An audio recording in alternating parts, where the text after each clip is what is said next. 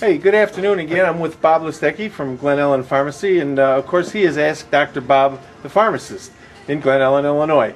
But Bob is going to talk today a little bit more about some of his other specialties, and I think I see this vitamin D3 on the counter, and go ahead. Well, Charlie, vitamin D is it's kind of like the biggest bang for the buck in healthcare today. The history on this was 1922, University of Wisconsin, the Steenbach patents figured out that if you irradiated milk, ran it under an ultraviolet light, you could say that milk carton is vitamin D enriched. And with that knowledge and people drinking vitamin D enriched milk, they basically cured rickets, and that was a kind of a nasty disease at the time, soft bones in children. And 400 units cured the problem. The Steenbach patents, which ultimately went on to start Wisconsin Alumni Research Foundation, they patented that process, and if you wanted to put vitamin D enriched milk, you had to pay the university a royalty for that privilege. Well, we could fast forward to 1997, and there's been some huge numbers of information coming out about vitamin D and some 50 conditions that are linked to low vitamin D. Now, we know from grassrootshealth.net, which is the University of California, San Diego, and it is the world center of vitamin D research and historics in the world, that 80% of the world's population are below the tested level of 30 nanograms per milliliter of 25-hydroxy-D, which is the result of a blood test so commonly used today. So since 1997, it has been found that most of us need in the range of 6,000 to 10,000 units per day to reach the level that they consider the new healthy level, around 40 to 60 nanograms. They have also most recently found that the dose relationship is not linear, but it's logarithmic. So to get to the higher numbers, you have to take more than just the same amount that you moved at the lower levels. For example, if you were down at 20 and you took 10,000 1,000 units, you might move up by 10. But if you were at 50 and wanted to get to 60, you might need to take 5,000 or 6,000 to move that last 10 points on the test.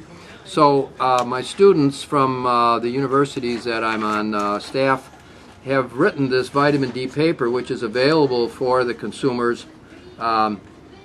And the interesting thing is that this paper has been rewritten 5 times in 8 years. That's how fast the information has been changing. And in our practice, we have found patients that have actually stopped antidepressant medicine and anti-blood pressure medicine because the vitamin D took care of the problem, and the drug was causing side effects beyond the problem being normalized, as well as lowering the blood pressure too low, and then they're having side effects of dizziness and falling down with too low blood pressure. So high dose vitamin D, and we're recommending now, there's a superior source showed up in the market, 10,000 units. We get $23.90 for 100 tablets. They're little microlingual tablets. You put them under your tongue, and you don't have to do it daily. So if you reach 10,000 units a day reaches you to like 80, well, you could cut back and only take maybe 4 a week and then the dose would settle down. But until you're tested, you really don't know. So I would suggest that today that there's known statistics on 83% reduction in breast cancer, 77% reduction in all cancers when you get your D up to these normal levels, healthy levels. The other issue is that I saw on the Vitamin D Resource Council that low vitamin D during pregnancy could lead to autism, and statistically babies born in spring have higher autistic rates. So probably the recommendation now, 4,000 to 8,000 per day for mom when she's pregnant, would be a great help. And I also saw a European study that said that higher vitamin D levels was linked to less nearsightedness in the offspring.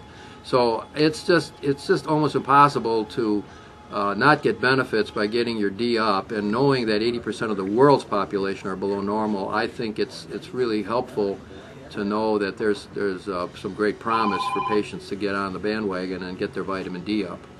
And you can always reach me at 630-469-5200 at Glen, Ellyn Pharmacy.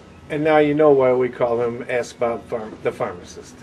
Dr. Bob the Pharmacist. Dr. Bob the Pharmacist. Now, Dr. Bob, where does someone go to get tested for this? Well, doctors are able to do it, okay. And Grassroots Health in their study can do it. And the interesting findings is nobody getting 10,000 per day out of 8,000 patients got into any toxic level.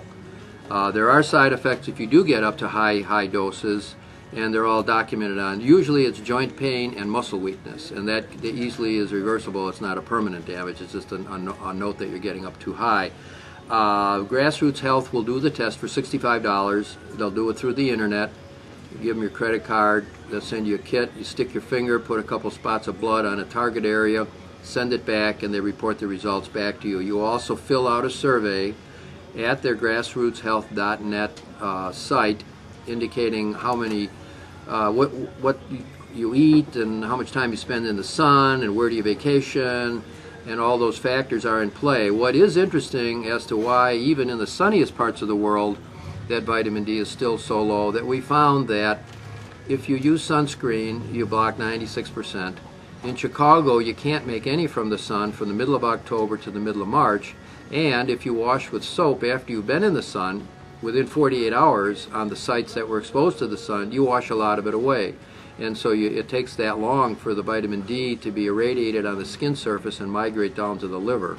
We also found that if you eat excess animal protein, you can block the conversion from the stored vitamin D in the liver to the active vitamin D from the kidney that goes back to the bloodstream. And those are all some really big reasons why 80% of the world's population are below normal. So Dr. Haney at grassrootshealth.net says, well, we probably ought to be living in East Equatorial Africa and not wearing very many clothes.